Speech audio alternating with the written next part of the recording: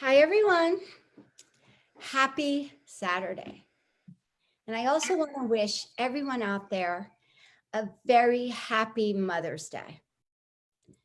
So, this Mother's Day is definitely not going to be like the normal Mother's Day for sure. And actually, the setup to it has been um, pretty out of sorts and out of balance. But usually for me, my Mother's Day is I go for a mountain bike ride with my son and my stepson and my husband. And then we come back and we have a beautiful lunch and we just really connect. But part of that's just not going to happen. So I just really wish that everybody would just like take a moment and just really connect and appreciate yourself. Because as mothers, we often don't take that time to like take that breath and just really connect and have compassion and love for all that we're doing. Because, one thing I know, it's like being a mom is so, so not easy. We definitely don't come in with that rule book on how to do it and how to have mastery in it. Um, and it's probably one of the most important roles that we have in our life.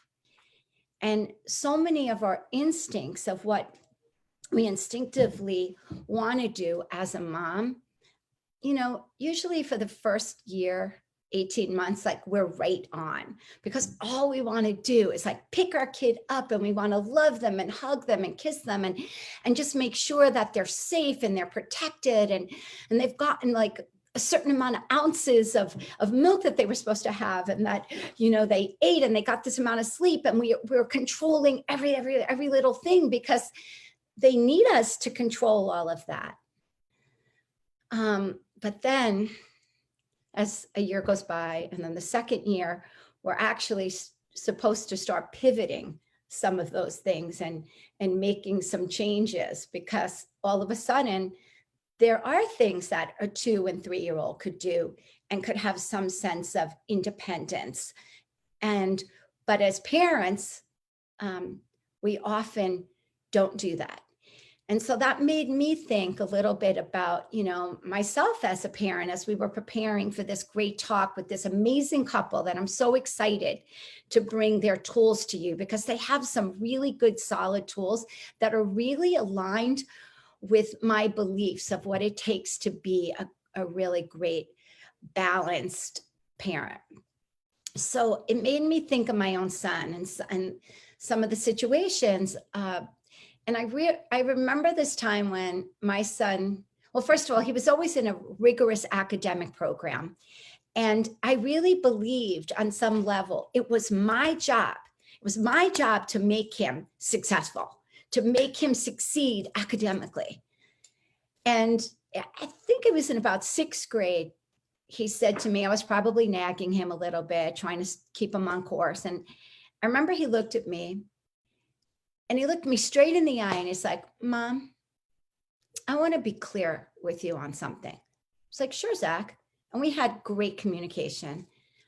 And I said, what's up? And he's like, Mom, I am not a perfectionist. Like, I want to make that clear. And he said, you are a perfectionist and that is not me. And of course, I wanted to get really defensive and be like, what are you talking about? I'm a perfectionist. I'm not a perfectionist. So I just kind of sat back and I was like, tell me, where is this going? How can I? And he said, Mom, I'm totally okay with being a B student. And I said, but see, you could be, you have the brain power. You have everything to be an A student. He said, yep, I do. But what I would have to give up in order to be an A student, I'm not willing to do. And he played, Zach played sometimes 2 sports every season. And he played on the school team, the rec team, the travel team. He was just that kid. And he said, Mom, I don't want to give that up because one thing I know, I won't be a happy kid. And I said, okay, but let me take you through this. You may not get into the high school of your choice because he was in the private school sector. So you may not get into the school and then there's a possibility you won't get into the college of your choice with bees. And he looked at me and he's like, Mom, I'm a student athlete. I will get in. And I also, my fear came up and I was like, yeah, but as a student athlete, you're also one injury away from not being a student athlete. And he said, Mom, I will deal with it. And at that moment, I realized I can't control my kid. Like, we just can't control them. Like, as a parent, when I really look at, like, what does it mean? Like, what does it really mean to be a great parent? What does that look like? What does that feel like? What does that smell like? Who will our kids become at the end of this? What I really realize is that we have to respect our kids' the ideas.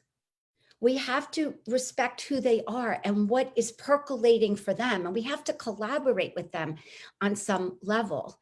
We can't control it because at the end of this, we really sort of, if we've done a great job as a parent, we become obsolete. And I know when I say that to parents, they look at me like, obsolete? Like, are you kidding? I birthed that child. I've done everything. And I'm like, but we don't own that child. We don't control that child. Like, and I see how we don't want our child or our children to be soldiers. We want them to be inspired. We want them to be independent. We want them to be confident human beings. We want them to have a good moral compass. We want them to be clear on what their values are and what they value. And these are the tools that I really have seen through my own trajectory with my son and with my friends, with their kids, is when we allow them, when we really, because I talk so much in my mentoring about connecting to your authentic self. Well, we actually start that at a young age, allowing, collaborating, trusting. It's like trust, collaboration, kindness. Like, these are the things, independence. Like, you want your kid to be appropriately independent at 7 and 8. And that's why I'm so excited, because this couple who I just adore, I love everything about them, because they really are mind-body coaches. And living with a mind-body coach, my husband, I understand that you can't have a strong body if you don't have a strong mind. And you cannot have a strong mind if you don't have a strong body. And this is their specialty, that real connection of mindset and body and how it all comes together. And what I love about them is they come from a teaching background. And they came from a teaching background, and they actually built a technology company that was in over 700 locations, literally teaching mindset.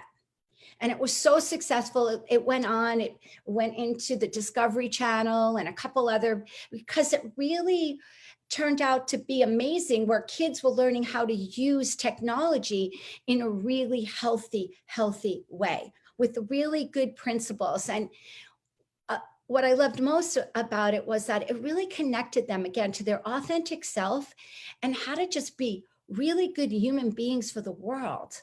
It wasn't just about getting straight A's. Like, I don't know about you, but I don't want a kid who's a straight A and not a nice human being. Like, to me, I would rather have a kid who's a C student and just has good values, a good attitude, cares about the others, cares about the earth and the world, like has that level of expansiveness.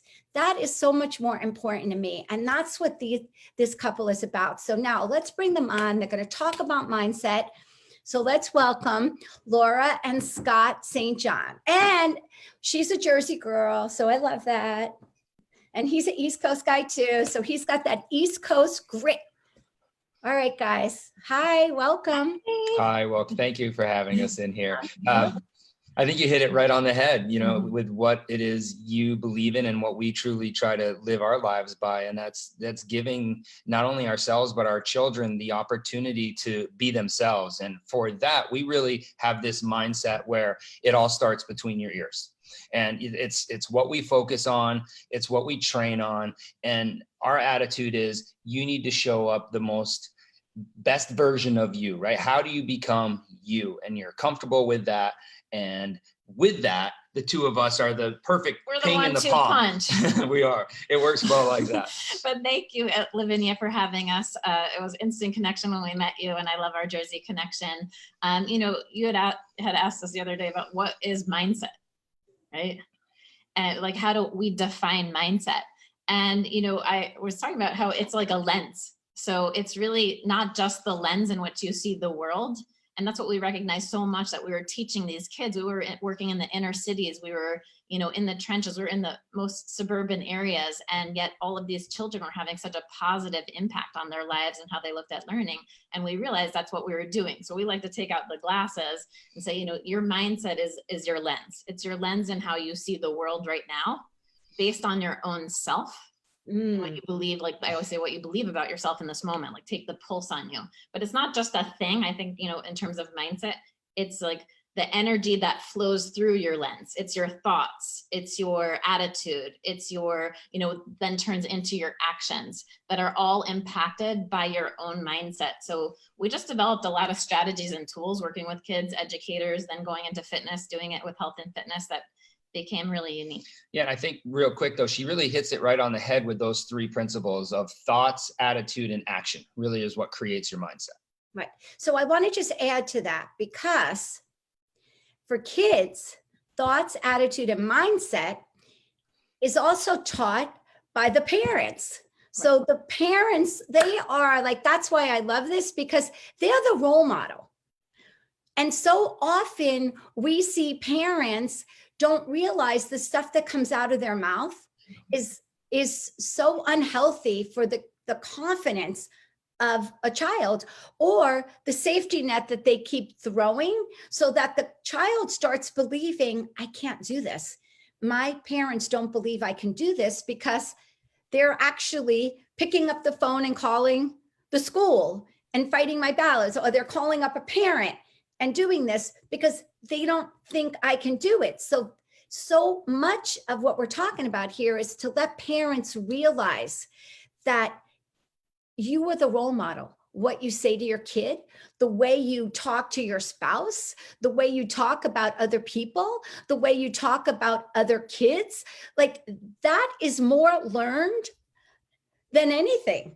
Well, that's why it's so important that inside this core family, we start reforming that.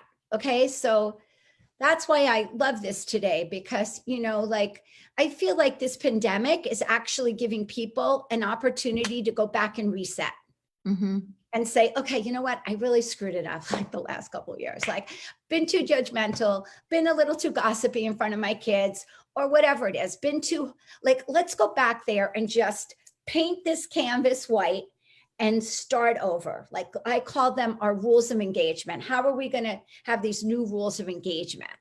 So I think, like, if you just take us through some of those mindset, and then how we start putting some new form into our family culture, to create a new family culture that actually has harmony, has collaboration, has communication. I think that's such a great point right now, right? That this is a time for reflection, as we're all kind of stuck here together, as some people may put it, but to not be so hard on ourselves. This is some of the things that we'll really work on with people is, it's okay that we may have made the mistakes and are now recognizing, oh, well, I didn't need to do it that way. So let's start and work at it this way. And again, those are the tools and steps that, with Laura and myself, and this approach that we use with people is to not take themselves so seriously. Number one, that's okay. And right? lighten up. Lighten up. Exactly. Lighten up. It's okay. Right. I like to tell everyone that's why we use pencil, because we can erase that and then add to it if we need to. Right. Do you want to take that? I mean, I think lightening up is a big thing. And I love, that you were talking about kind of being bossy versus we talk about being boss, not bossy. It's so easy And, you know, if you think a power struggle is going to be inevitable at this time, it will be inevitable at this time. That is your mindset. If it's your attitude, it's your belief. So if you're looking out, you know, are you 10 steps ahead in worry about, oh my gosh, you know, are they on screens too much? Am I doing this wrong? Am I doing that wrong? Are you over analyzing every single thing that you're doing in worry and projecting that 10 steps forward? You know, maybe our kids are on technology right now. Actually, one's doing art in the kitchen, Yes. but one's likely on technology, and like that can be okay. You don't have to be kicking yourself every single moment, you know? So it's one of those things in terms of creating some structure, but having it be enough open-ended. So it provides the space, like you say, put it in pencil. Mm-hmm. I say put it on the dry erase board. We actually have a dry erase board where we set up the weekly goals and daily goals. But, you know, again, if it doesn't everything get marked off right now, this is a new time for all of us in terms of seeing some other habits and behaviors. And what if, you know, instead of being on screen time more and, you know, feeling like we have to boss every little moment of every time, what if they're going to have a newfound appreciation when they could truly go outside again? You know, what if the other direction? If you're going to put out what ifs, you should always be taking the pulse on, is that what if heading me in a positive direction of what if this can end so amazingly, or what if, oh, everything's going into a down spiral? Yeah. And I also really like that idea that you brought up before, that, you know, as parents, we are the role models, you know, and Laura and I were super fortunate that we were able to work with children together at the age of 19, working our way up. I mean, we worked in the education technology sector for almost 18 years. And as a couple, we saw the things that we were like absolutely as a parent, and then absolutely not as a parent. And that was really important for our upbringing to see when we became parents, because we laugh at this all the time. Like, we go to school for everything, right? We're taught this, we're taught that, we're taught this, but are we taught to be parents? No, we're never taught to be a parent. What do? We model what we saw from our parents, right? And then if that doesn't evolve, you are nothing but a creature of habit. You do what you were taught to do, right? So, you know, or you do the polar opposite. Correct. You go, you like, you Yeah, rebel, right? You rebel. The other way, and you do the like, that's what I kind of did. The pendulum swung the other way, and I just, you know, it was almost like no boundary. It was like my first couple of years were a little bit of a free for all. Like, it was as if we were living in a commune, like a hippie commune, because my house had this other more rigid, stern, you know, and I thought that I won't have. But what I learned, it's in the middle is where that sweet spot is. And I think that's what you guys talk about, is you can't be like the hippie on the commune and, you know, let your kid just be fully expressed and that. And you can't be so rigid and so controlling that the kid really will start having anxiety, low-grade depression, because the kid doesn't know who they are, because all they're doing is trying to get the accolades and the love from the parent. And because that's how they notice when they bring home straight A's, you know, mom and dad celebrate him, and that's amazing. And so, oh, I gotta keep getting straight A's. Like, I was on the phone the other day with the tutor, and we were talking about something else, but then he started to tell me, and it was interesting because I've been doing all this work, and it was the day after I was on the phone with you guys, and he was telling me how, I'm getting ready to have a conversation with two parents about getting their kids off of all screen time, because they're getting ready to go to, and he was telling me about one kid, of course, never using the name, when I wouldn't know it anyway, but, and how the kid, you know, has a trajectory to going to an Ivy League school. So I'm listening to him talking about the kid, and I'm thinking, there's nothing about that kid that's a trajectory for an Ivy League school. Like, that kid is, so I said to him, really, why does the kid want to go to an Ivy, why does he want to go to that school? And he's like, his father went to that school. His grandfather went to, that's his lineage. And I go, okay, that's great. But why does that kid want to go to that school? And he's like, well, he went to New York. He visited New York. He really liked New York. And I'm thinking, that kid is not an Ivy League student. Like, the Ivy League student, the parent is not going to be having to tell the kid to get off of screen time. All the Ivy League kids that I know, the parent had to go into the bedroom at 12 o'clock and say, okay, little Johnny, stop studying. You have to stop studying. You know, like, that's the trajectory for a kid who was authentically a Ivy League school student. Then the other kid is the one who's being whipped and whipped and whipped to be the Ivy League student. Mhm. And you know what? Where is happiness? Happiness is not being whipped, and to feel shame and not good about myself because I didn't get into Columbia. Well, dang, that might be a gift. Maybe you were supposed to go to visual arts school in New York, or maybe you're supposed to go to NYU, which is another, like the true essence of who you are might be completely different than that texture of your father or grandfather. Mhm.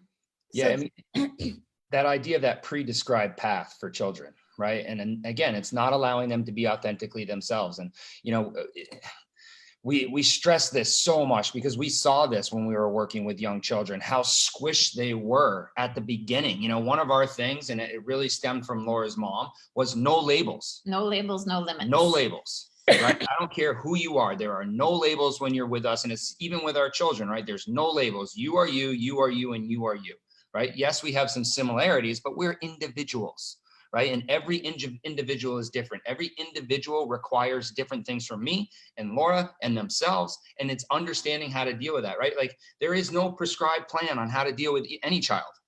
right. There isn't. And you know what?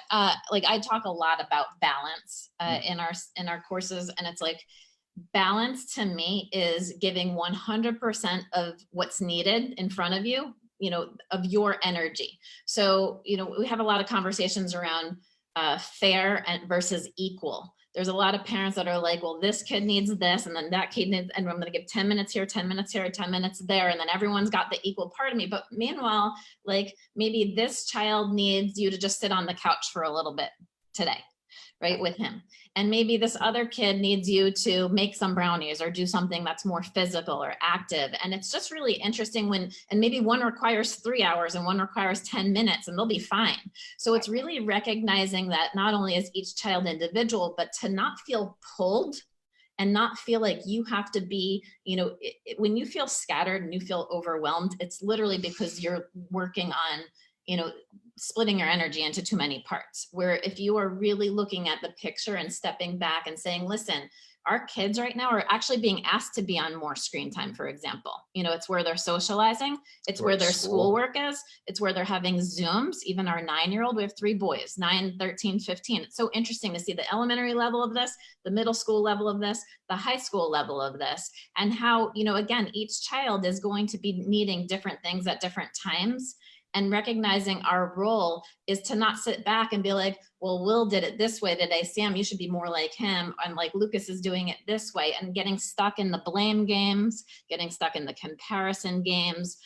There's a much easier way, and it doesn't need to be struggling. It's when it's exhausting. So let's go through that. Like take us through the way so that if somebody was out there right now, so they're sitting out there and going, okay, we're going to reboot this time. Mm-hmm. Because, we also know people that we don't know what's going to happen next. Like I'm hearing back east that the kids could possibly going to school in September for 2 hours in the morning. And then the rest of the school is going to be online. So we really don't know what that's going to be. So it's really good. Like I'm always about create a plan. Mm-hmm. Create your plan and work your plan. Like that's where, but your kids have to help you create that plan, because that's where, if you're the one doing it, then you're going to have little soldiers that can't really think for themselves. They don't feel confident in themselves, and then they move forward. So it's about making this plan, getting them to buy into the plan, be part of the plan the plan, and then they become the soldier. Then they execute like a little soldier. Yeah. But they from a different place. I'll walk everybody through some of our favorite steps that we do. I mean, knowing that there's a lot, but at least some basic framework of tools that you can all do, because it's a lot different in terms of like walking through like a little soldier when you're feeling inspired and you want to be part of that plan versus doing it because mom and dad said so. And that's what we saw. I mean, when we worked with teachers, it was like, and then we worked in the fitness world and we worked with our own children. We're like, that's where things take a dramatic shift. Are you being boss or bossy? Meaning, are you dictating or are you being boss? Are you moving from testing everybody? Being like, well, if everyone would just cooperate, this whole thing would be just fine. So are you looking outside of yourself right now? And you're like, if he just did that and she did this, like So recognize when you're feeling helpless. Number one tool that I work with people in terms of helplessness is when you're feeling helpless, it sounds a lot like blame and judgment coming from you to all these external things that you feel like you need to move the parts, get very controlling, manipulate the pieces. So just stop in your tracks, own that you're feeling a little bit helpless and pointing yourself outside of yourself and being, but if you're already pointing yourself outside, stop in that moment and just be like, hey, other people are going through this. I call it my ding, ding, ding moment for people. I have my little ding, ding, ding while I'm training. So I'm like, ding, ding, ding, awareness, right? Step one, always just have awareness, take that deep breath. I am normal. This is a unique time. We've all never gone through this. My kids know I love them. It's all going to work out, but let's create some framework and structure. If I'm feeling helpless and I'm looking out, then let me at least look out and find examples of other moms doing it who are crushing it. And instead of feeling judgment or making me feel less than them, I could use them as inspiration. I want to be more like that. Okay. And then we can step into it, because then it's you stepping into another level of you, going from helpless to like, then I say, like, sometimes it's okay to feel a little bit angry. Like, what gives? Like, what is, you know what I mean? But now you can move into more of your courage where you can make this plan and set up, we like to call our family like a team. Mm-hmm. And creating the structure, right? I mean, I think it's really important to people understand that structure for kids is really important, Really right? important. We agree it's got to be open-ended, but there has to be some bit of a structure. And how do you set that up with your children? This is a really important piece that we really do well with our kids. You know, like, we know there's certain things we have to do during the day. We've got our schoolwork, we've got to eat, we've got to clean, we've got to get some type of physical activity. So we work with them. We don't just be like, all right, Sam, Will, and Luke, you're going to do this, and this today. We're like, no, these are the things we have to get done. What's your schedule look like with school? How can we then fit this in for our daily life at home? When are we going to go and play outside? Yeah. Right? And just know your signs too. Know your physical signs. When you start like feeling like I'm going to put my hands up in the air, or like, oh my gosh, this, like, know when you're starting to not feel it, you're probably losing your own structure and plan. And then you're going to point outside, and it's fun. You can even ask your family, like, all right, we're going to come together as a family unit. Like, I'm done with this. And I'll teach you guys a flip it list in a second that you could do with a piece of paper. But first, know that if this is where everything comes down to mindset. The moment you want all of your family members to change to make you happy, it's not it's setting up conditions, and that's not where love comes from. Love is unconditional. So kids know, when kids can sniff that out. Smell it far away. They're so smart. You know, working with adults over years, we're like, oh, there's lots of layers. But when we worked with kids, they would sniff out authenticity, realness, rawness, like they're just like, they're, you know, it's their radar. So they can smell whether you're being real with them and whether you're truly coming from a loving, trusting place or a controlling, domineering place. Yeah, fearful. Mm-hmm. Mm-hmm. So you need to fix, anyway, the point is, when you're seeing those signs, is that's your ding, ding, ding. You need to fix your mindset first before you sit down with your family. Okay. And in order to fix your mindset first, you can make a flip it list. So you could take a piece of paper in half. And this is one of the things that I became extremely well known for in our community. And I do it with, when we're training kid athletes. Doesn't matter, really. Anyone to any goal. We typically start with this tool, because you could do it at any time, and you can get so good at it, whether you're a kid or adult, that we call it flipping it on the fly, where you can learn where you're starting to almost go into the negative. And most people want to move into action from the negative, which is the most fatal mistake, because it's pouring more focus into it. So we move them out with what we call the flip it list. So you could take a piece of paper right now, you can fold it in half, right? Flip it. And on the left side is like really where I help people identify all the things that they do not want. I do not want to be worried. I do not want to feel exhausted. I don't want to feel underappreciated. I don't want to feel like I'm stuck, you know, and it is so obvious when it's in black and white in front of your eyes, because that's the exhausting side of your life. Everything that you're feeling fed up with, done with. That's why I said anger's a little bit good, because when you're feeling a little like that Jersey, you're ready for change, right? You're ready for that, like, I'm drawing the line in the sand moment of clarity. Ding, ding. I don't want this anymore. I don't want this relationship with my kids. This is heading down a path of struggle. They don't feel like I'm on their side. Like we're arguing. I have to yell louder. That is not how it has to be. So identify on your left side everything that is clear to you that you do not want, that you're feeling so done with right now. And then on the flip side, we draw arrows, and there's a way more powerful, it's not even that it's an equal and opposite, because when you move from a loving side versus a lack side, it is exponentially more powerful. It is flow, it is easier, and it is fun. Like we have fun with our kids at dinner time and like laughing. Well, I just want to be clear, because so really at that time when you're flipping it, is it basically that you're at that point, you're going into your authentic truth of it, of something? Like what exactly is the flip?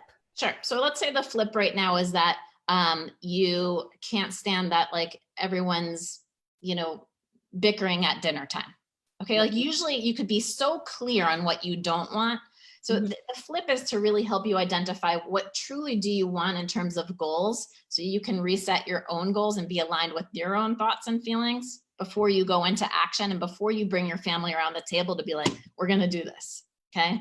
Right. So it's to align yourself to you and yes, your inner truth, but in a way that's so simple, because you can almost be like, what am I so done with? I'm so done with like screaming and yelling at the kids anymore. Okay. Then the opposite of that, where then you can build an action plan. What's the opposite of screaming and yelling at your kids to get stuff done would be, gosh, my children, are listening and, and being respectful in an environment that we're all working towards our goals. Like something that would be the opposite of the negative that you're currently feeling, that puts you on a path that when you're then looking at that list, you're then moving from that list every day and creating like that whole make the plan, work the plan. Yeah.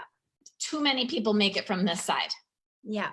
Yeah. And that's pretty much our number one mistake that we saw with teachers, parents, everyone that we were kids. I mean, anyone who weight loss, whatever you name, being like, oh, I hate my body, gonna go on this diet. Oh, I can't stand this, gonna do this with my kids. And if you can't go into action from this place, you got to flip it first. So and it's a process. It's a huge process, right? You have to honor, like I always say, like you have to honor the process. Like there has to be baby steps, like even if somebody's just like really deconditioned and they're going to go work out.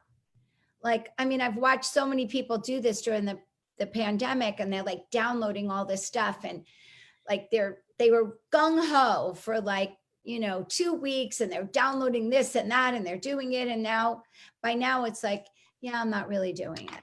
Like I'm done, and it's like, if they would have just connected and went slower to so enjoy. We have a rule for the 1 degree of change. Yeah, and I want to just hit upon that real quick and why that happens, right? Because everyone is still coming from what they don't want, right? Like I'm going to be home. I don't want to get fat. I don't want to get overweight. I don't want to do this. So I'm going to do this. Right? And they go into it and they get all gung ho. But what their problem is, they're not clear on what they actually do want.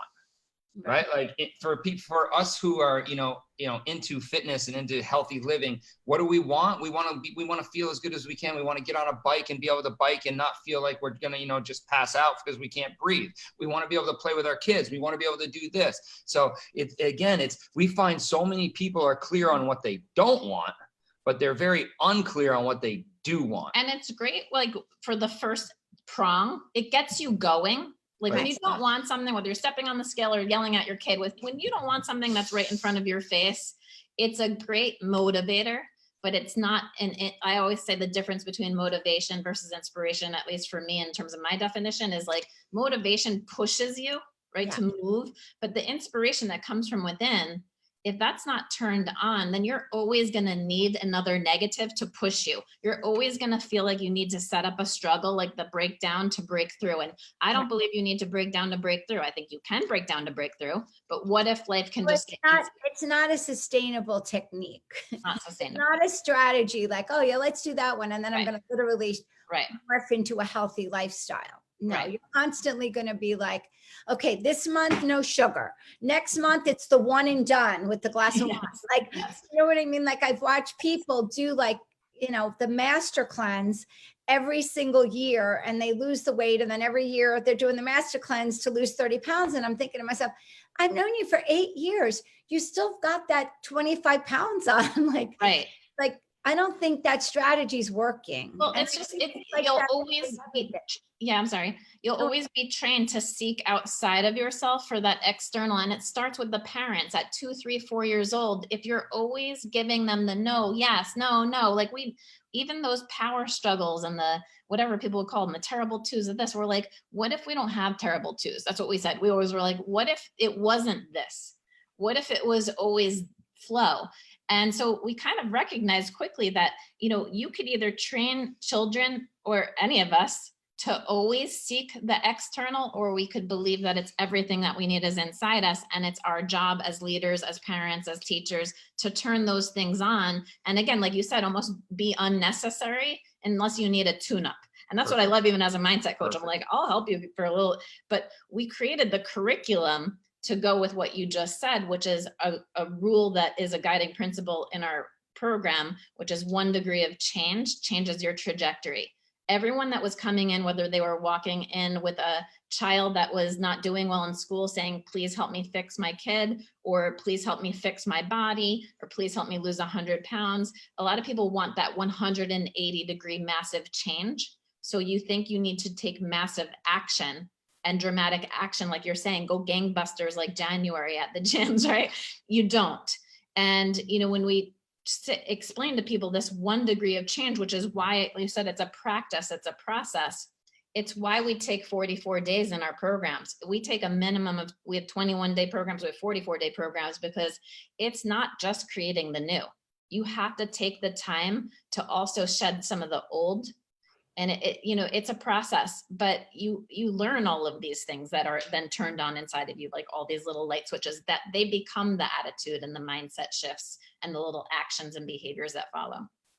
So we're going to be pretty close to time. So first of all, I could talk to you guys all day long because I just love this stuff. But like, if you were to give people out there just 3 things that they could do to start having a new process, cleaning the slate and doing it over, start transforming, like, some bad, habits that many of us have started having over this pandemic. I mean, they're saying like, even things like just these kids being out of school in the real school environment from March to August is really going to create a lot of havoc, on their minds, on their bodies. I mean, now it's like before, your kid goes to school with his little lunchbox and that's all the food he gets from 8 o'clock in the morning or, 7:45 till 3:30. And now all of a sudden they're walking past the kitchen all the time and they want toast and they want this, like, it's the habits are definitely not, and as they say, like, we want to catch this because breaking habits, they say, is even harder than breaking addictions. So as parents, we want to be mindful of that. Like, okay, like we can't let these go too far. So 3 things, like 3 or 4 things that people could start doing and making an impact with their family. I mean, one, you just said, hit the nail on awareness, because, when you have a habit, it is just the physical. Usually people want to change the physical habit. So if you were to do one thing and you're like, I just got to stop going to my fridge every time I'm bored, and then, I just got to stop bringing all the chips to the couch, and then, or yell at my kid when he's got the entire bag of chips. Well, take ownership. Do you do that too? Right? So own yourself in this time, but not in a beating yourself up way. Like, that is so key right now, because like we said, we all need to lighten up a little, but it's those aha moments of, I call them ding, ding, ding awareness. As a teacher, I like live for the aha moment, because it's just awareness that's popping you up. And we believe you don't need even the 21 days to shift, that mindset, that energy flow of your thoughts and what you're focusing on, what you're imagining, being able to flip that worry into something, more confident. All of these little pieces add up significantly. So number 1 tool and tip would be, have so much awareness of, if you're not feeling good in this moment, take the pulse and be like, what's my focus right now? you know, what am I feeling right now? And then am I looking to like go outside and blame, or can I take ownership of myself right now and And practice? maybe the healthy same thing habits? goes, if you're noticing your kid is started to unravel, to maybe like at that point, connect with them and say, okay, what's happening here? How are you feeling? You know, so awareness, bringing them to the place of awareness as well. Absolutely. And recognizing there will be the ups and there will be the downs, right? I mean, that's inevitable. But with that awareness, we also then work on our second strategy, which would be straight up structure. Again, how important is it still to have this structure in your day to make it feel normal for the kids, right? Like just because we're going to have this You extended did it period on of pencil, but I do it on whiteboards. Like they know weekly, like we have like our little weekly checklist that we make with them on Sundays. So, Exactly. you know, if you did planning with kids on Sundays, typically when they would be going to school, still plan on Sundays. You know, who's taking the garbage out this week? Like, but maybe there's some new things, you know, in terms of like, you know, Will and Sam are on dinner duty on Thursday. Yeah, or, our kids cook throughout the week too. like they're doing different things now. Most importantly with that structure is still setting the expectations that they're getting done, right? Like, again, like, yes, it's great to have the structure. And again, I always say, like, write it in the board or write it with pencil, because you can make changes if that's okay. Be able to adapt. But you have to be able to adapt, and you have to still have expectations of it actually getting accomplished, right? Because it's one thing to be like, oh yeah, well, I want you to have this done, I want you to have that done, but I need to be a little bit more specific sometimes and be like, no, I want this done by a certain amount of time, right? Yeah. And you decide on how you're going to go ahead and get that done, but let's make sure it's done by this time. Right? Because again, if you set those expectations, and we always say this since we were working with the 3-year-olds, we always talked about how we never go down to the child's expectation. We always try to raise everyone's expectations up, because we are more capable than we truly think we are. Right. And that's what we truly try to give into our children, is like, you are as capable as you believe you are. So we believe you're all up here. Like, again, there's no label. You're all up here. You all get there different ways, no problem, but you're all super capable. So with that structure, set the structure, make sure it's, you know, adaptable, but also have the expectations that you stick to. And two more things within that is like, you know, allow them to struggle a little bit. Yeah. You know, it's really hard as a parent to allow the struggle a little bit. No, it's not. He doesn't have a hard time with that. He just holds the bar high and is like, just, you know, keep getting there. It's all part of it. Enforcing it. However, because he believes it, like they're not doing it again from a dad top down level, but allowing them to have that wiggle room to grow is the same space you're allowing yourself the wiggle room. So I always even call it, as we're helping people get healthy, I call it healthy-ish, because the ish is where life comes in. Like, I want to be healthy-ish, but I'm not going to be so hard on myself if I want to have the slice of pizza or the cake or whatever, like, because it's the ish. It's not perfection. Right. No, there is not. Right. Like, you know, Yeah. you know, I wrote a note the other day when I was doing this, that confidence and self-esteem is born out of genuine hard work and discomfort, not protection. Mm-hmm. You know, and not giving your kid everything they want, you know, like, because when we do that, as soon as a kid is uncomfortable, I'm bored. Let your kids sit in boredom, because out of boredom very often comes creativity. Like, all of a sudden they'll figure it out. But if the parent can't weather that moment, and it's like they want them out of their hair or whatever. Like, I had a thing, like, I mean, I was very lucky. My son never whined. He wasn't a whiner. And I think I would have had a real hard time with that, because I wasn't a whiner as a girl or as a woman. So I think if I had a kid that whined, it would have been like, no way. But, you know, like, but he would wear me down in his own way.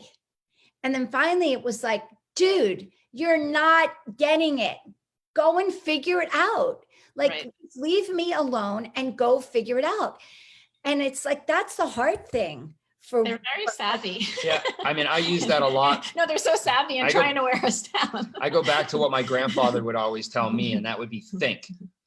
Right. And that's what it's so funny these days, I've seen it, and I feel like I've seen it more and more out of our own boys every once in a while, where they're asking me these questions that I know they know the answers, and they're looking for me to just be like, yes, you're right. And I'll be like, no, I'm not telling you. What do you think right now?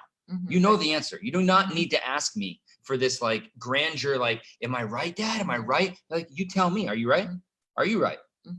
Right. And again, it's giving the kids the opportunity to be the critical problem solvers, to be the thinkers, and to, like you said, we were talking before, like to make the mistakes sometimes, to make the mistakes and have to live with that. Model mistakes. Model. I mean, I'm good at modeling mistakes. We are so good as a family at being like, this is what I did well today. This is what I need to do a little bit better next time. And it's phrased in a way like, so it's like, if I hit this problem again or challenge again, I might do it a little bit differently. Like, wow, I learned a lot today. You know, we call them oops moments. Like we hashtag oops moments, because we're like, if we didn't have an oops moments where we can lighten up, even laugh at ourselves, banter a little bit, get back up. And, you know, and within that, it's like that healthy framework that you start creating as a family. So again, like if you're in closing, like if you're feeling right now super in struggle, super like looking out, super much like I'm doing everything I can, just take that deep breath again, lighten up and say, I'm ready to create more of a framework for myself to get aligned to who I am, what my beliefs are and what my mindset is. Then I'm ready to sit down and create a really like healthy structure around exercise, around eating, around our new school at home schedule, and create a framework and sit down with the kids and create the framework together, you know, this weekend, going in, I mean, Mother's Day night, right? Going into the week, being like, this is what I want for Mother's Day. This is the greatest gift. Because likely, like if you're on the left side, if you're feeling unhappy, you're looking at them and they're feeling unhappy. If you're feeling like stressed about money, job, all the things that are happening in this world, then looking over to your kids and dumping that whole lens onto them, you're going to see them in the same way. Right. So take the time to go to this side of the page, sit with them and make a bit of a structure of the week and engage them, you know, not like, hey, if you don't do this schoolwork by Wednesday, I'm going to reach out to your teacher, like as if you're not on their side. Like be on their side and do it together sounds a lot differently. Like, hey, when do you think you need to get that in to your teacher by? Yeah, it's all about, I always say it's like, first you have to connect to you. Then you have to communicate. I have like, my life is all C's. So you communicate, you know, and then through the communication, you collaborate. You come up with what the collaboration looks like. And then, you know, it really does also have consequences.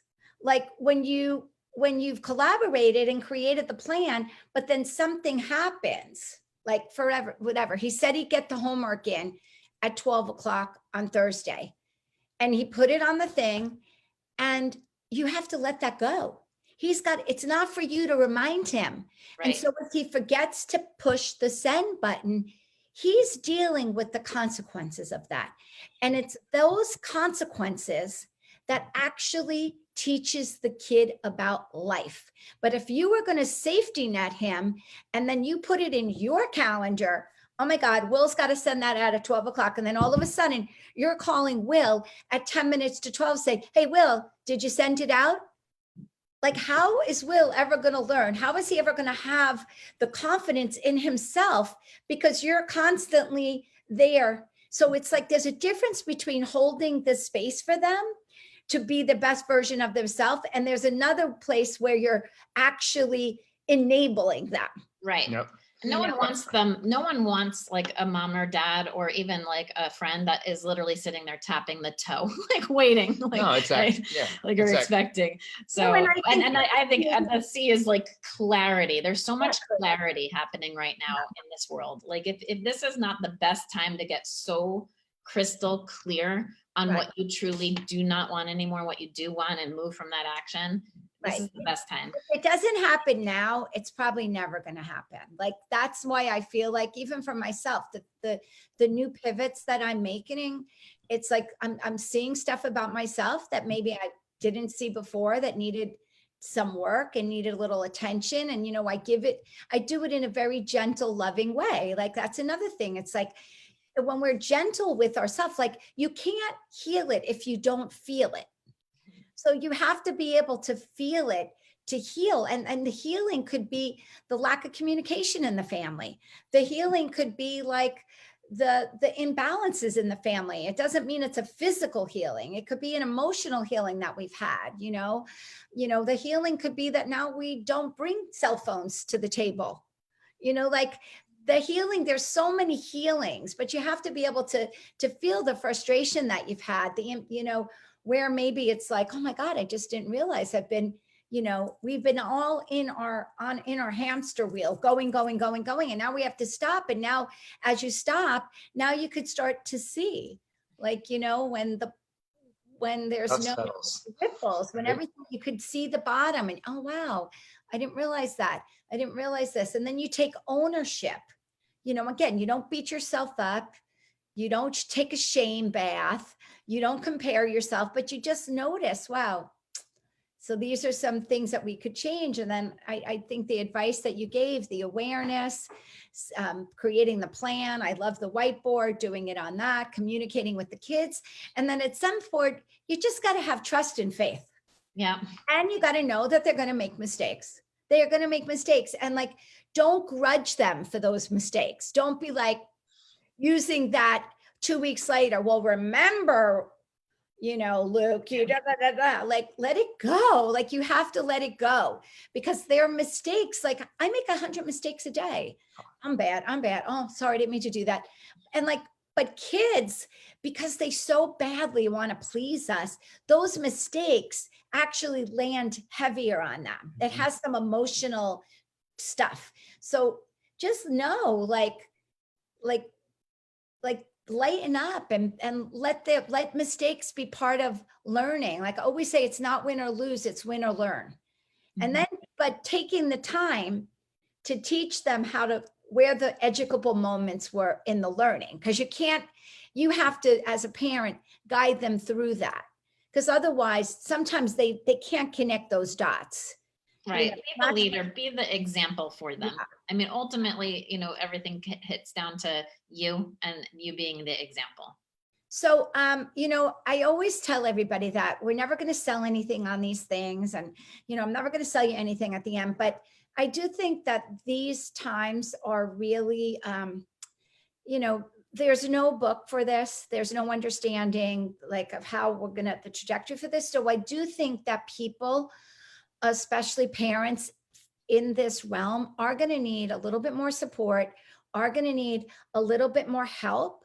And I do think that you guys are launching a program that, I really believe in, and I think you should talk a few minutes about it. And I know you said there was going to be a special rate for people, a code. Yeah. And again, I always said I'm not going to do these on these things, but I do think that this is something that people are going to need a little bit of support with. And I'm a big believer in asking for help and getting help when we don't know. And I believe we are in that we don't know right now. So. Yeah. Well, we have a number of things, and I totally agree with that art of, if it's a magnet match and people feel like, yes, I'm seeking additional tools, we've got tools. We also have an incredible community. So that's free, that we give tips to every single day, because we knew that's how it grew to 36,000 people globally. It's because we knew that if we could just start giving, we're the example in that. It's called Strong Confident Living. And it's, on Facebook. And it's one of those first things that was our first way of just saying, what if we just start putting our lives out there? So we started with that. And then we started building out courses and curriculum. That's on lauraandscott.com.